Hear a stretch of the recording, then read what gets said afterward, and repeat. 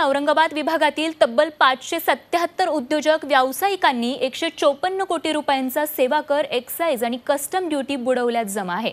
यातील बहुतेकांनी संपूर्ण मालमत्ता विकून पळ काढल्याने ही रक्कम आता वसूल कशी करावी असा प्रश्न केंद्रीय वस्तू आणि सेवा कर आयुक्तालयाला पडलाय। गेल्या वर्षी देशात वस्तू आणि सेवा कर लागू झाल्यानंतर जुनी थकीत रक्कम वसूल करण्याचा प्रयत्न वस्तू आणि सेवा कर आयुक्तालयाकडून सुरू आहे। औरंगाबाद आयुक्तालयाअंतर्गत असलेल्या औरंगाबाद शहर, औरंगाबाद ग्रामीण, जालना आणि नांदेड या 4 विभागातील थकबाकीदारांची यादी वस्तू आणि सेवा कर आयुक्तालयाने तयार केली आहे। यात 154 कोटी रुपयांचा सेवा कर बुडवल्या जमा आहे। मराठवाड्यातील 4ही विभागामध्ये तब्बल 1784 उद्योजक व्यावसायिकांनी 2255 कोटी रुपयांचा सेवा कर, एक्साइज आणि कस्टम ड्युटी थकवली आहे। यापैकी 1207 केसेस न्यायप्रविष्ट झाल्याने कारवाई करता येत नाही। उर्वरित 577 व्यावसायिकांकडे थकीत 154 कोटींचा कर आज वसूल पात्र आहे। हे 154 कोटी रुपये वसुलीचं आव्हान वस्तू आणि सेवा कर आयुक्तालयासमोर आहे। आता आपण काय करतो, कराची जी समजा जे लोक बंद आहेत युनिट, तर आपण त्यांचा पहिले आपण त्या पत्त्यावर त्यांचा शोध घेतो।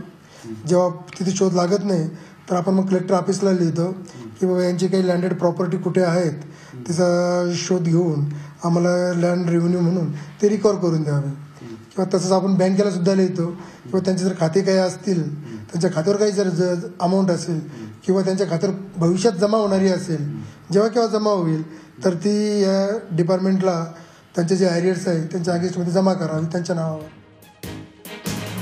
औरंगाबाद क्षेत्रात कर बुडवणाऱ्या 577 उद्योजक व्यावसायिकांपैकी बहुतांश जणांनी आपली मालमत्ता विकली आहे। ज्या पत्त्यावर व्यवसाय होता त्या जागा आता अन्य उद्योजक व्यावसायिकांच्या ताब्यात आहेत। या मंडळींची देशभरात अन्य ठिकाणी मालमत्ता असेल तर ती ताब्यात घेण्यासाठी वस्तू आणि सेवा कर आयुक्तालयाकडून देशभरातील जिल्हाधिकाऱ्यांशी पत्रव्यवहार सुरू आहे। काही वेळेस काय होतं की सगळेच लोक जागा विकून, बिल्डिंग विकून, प्लॅन्ट विकून चालल्या जातात, ते मग ऑल ओव्हर इंडिया कुठेतरी हे होतात। मग आपण त्यांच्या नावाची एक नोटीस काढतो आणि पूर्ण जे भारतात जे कमिशनरेट आहेत आमचे एक्साईजचे, सर्व्हिस टॅक्सचे, हे त्यांना आम्ही त्या नोटिसा पाठवतो की ह्या नावाचा माणूस असं असेल तर यांच्या नावावर काही प्रॉपर्टी असेल तर या नावावर इस्माकडे इतके ॲरियर्स आहे तर ते त्यांच्या याच्यातून रिकवर करून आमच्याकडे डिपार्टमेंटला सपोर्ट करावे। कर बुडवणाऱ्यांमध्ये जवळपास 60% ॲक्सेसरीज मॅन्युफॅक्चरिंग सेक्टरमधले आहेत। याशिवाय कस्टम ड्युटी बुडवणाऱ्यांची संख्या कमी असली तरी त्यांची प्रत्यक्ष कराची रक्कम अधिक आहे। 5 कंपन्यांनी तब्बल 48 कोटी रुपये कस्टम ड्युटी बुडवली आहे। त्यामुळे या कर बुडव्यांकडून वसुलीचं मोठं आव्हान आता औरंगाबाद आयुक्तांपुढे आहे।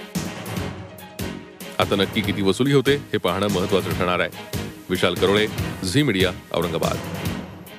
आणि एकूणच या प्रकरणी अधिक चर्चा करत आमचे प्रतिनिधी विशाल करोळे आपल्या सोबत आहेत। विशाल, आपण बघतोय 154 कोटी रुपयांचा जो कर आहे तो या ठिकाणी या करबुडव्यांनी बुडवलेला आहे। त्यामुळे आता एक मोठं आव्हान असं आहे की या करबुडव्यांना शोधणार कसं आणि कर वसूल करणार कसा?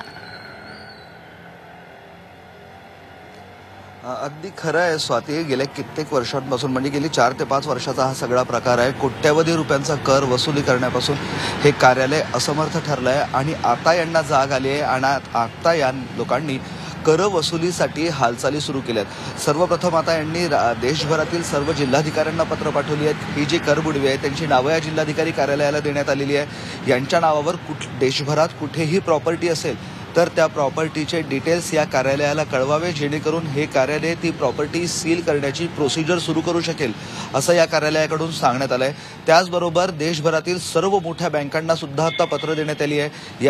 या म्हणजे जे करबुडवे आहेत त्यांच्या नावावर कुठली रक्कम असेल किंवा त्यांचे ट्रान्झॅक्शन कुठे सुरू असतील तर भविष्यात काही येणारी रक्कम असेल ही सर्व रक्कम सीज करण्याचे अधिकार या ऑफिसला आहे आणि त्या दृष्टीने आता बँकांना सुद्धा पत्र देण्याचा प्रयत्न सुरू आहे। त्याचबरोबर हे जे करबुडवे आहेत त्यांचा शोध घेण्याचा प्रयत्न सुद्धा आता हे ऑफिस करत आहे। मात्र हा सगळा प्रकार खरंच एक संशयास्पद असं वाटतोय। गेली कित्येक दिवस ही करबुडवेगिरी सुरू होती। या लोकांनी स्वतःच्या प्रॉपर्टीज विकल्या, उद्योग बंद केले, कुठंतरी निघून गेले, मात्र तोपर्यंत या कार्यालयाला या कर वसुलीची जाग आली नाही। आणि आता जेव्हा हे सगळे डेप्ट्स अकाउंटमध्ये म्हणजे आता मार्चमध्ये आर्थिक वर्ष संपतंय, कदाचित ही जी सर्व रक्कम आहे ही डुबीत खात्यामध्ये दाखवू सुद्धा शकतात। यावेळेस यांना जाग आली आणि आता यांनी हा सगळ्या प्रकरणाचा शोध सुरू केलाय।